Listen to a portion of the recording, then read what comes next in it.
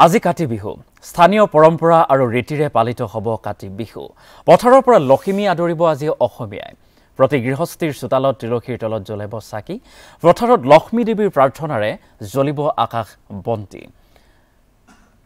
আৰু আজি কাতি বিহু উদযাপন কৰিব অসমীয়াই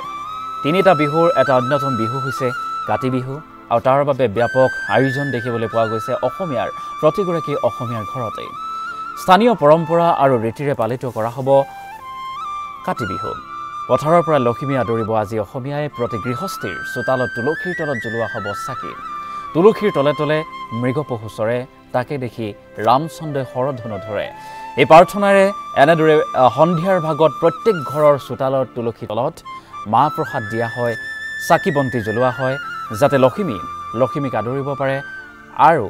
পথাৰৰ শস্য সমৃদ্ধি যাতে হয় তাৰ বাবে এনেদৰে কাতি বিহু উদযাপন কৰা হয় পালন কৰা হয় অতীজৰে পৰা অসমীয়া সমাজে পালন কৰি অহা এই কাতি বিহু আজি উদযাপন কৰা হ'ব আজি কাতি বিহু আৰু সকলোৰে ঘৰত পথাৰত লক্ষ্মী দেৱীৰ প্ৰাৰ্থনাৰে জ্বলিব আকাশ বন্তি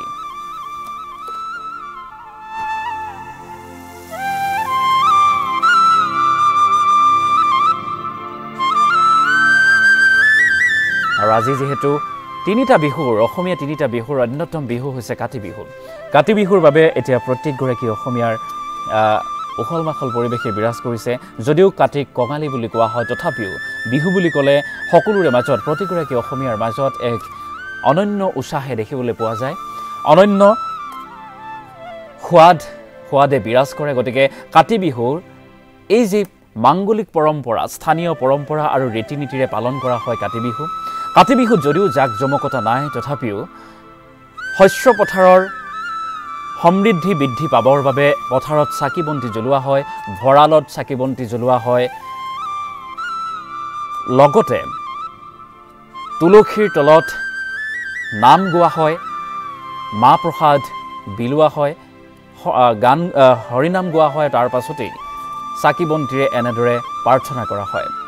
আৰু সেই প্ৰাৰ্থনা হৈছে তুলসীৰ তলে তলে মৃগপহু চৰে তাকে দেখি ৰামচন্দ্ৰই হৰধনু ধৰে ইত্যাদি প্ৰাৰ্থনাৰে বিভিন্ন প্ৰাৰ্থনা যায় বিভিন্নজনে বিভিন্ন প্ৰাৰ্থনা গায় আৰু প্ৰাৰ্থনা কৰে সেৱা লয় যাতে পথাৰৰ লক্ষ্মী আদৰিব পাৰে অসমীয়া সমাজে প্ৰতি গৃহস্থীৰ চোতালত তুলসীৰ তলত জ্বলোৱা হয় চাকি বন্তি লগতে পথাৰত লক্ষ্মী দেৱীৰ প্ৰাৰ্থনাৰে জ্বলোৱা হয় আকাশ বন্তি আৰু এই অসমীয়াৰ এই বাপতি সাহন বিহুৰ অন্যতম বিহু হৈছে কাতি বিহু তাৰ বাবে সকলোৰে অসমীয়াৰ মন প্ৰাণ এতিয়া উৎফুল্লিত হৈ পৰা পৰিলক্ষিত হৈছে যদিও কাতিক কঙালী বুলি কোৱা হয় তথাপিও সকলোৱে এই কঙালী বা কাতি বিহুক আদৰিবৰ বাবে অধীৰ আগ্ৰহেৰে উদ্গ্ৰীৱতাৰে ৰৈ থকা পৰিলক্ষিত হয় আৰু তাৰ বাবেই এনেদৰে এতিয়া ব্যাপক ব্যস্ততা দেখিবলৈ পোৱা গৈছে অসমীয়াৰ গাঁৱত বা সমাজত প্ৰত্যেক ঘৰতে আজিৰ দিনটোত বিশেষভাৱে উদযাপন কৰা হয় বা পালন কৰা হয়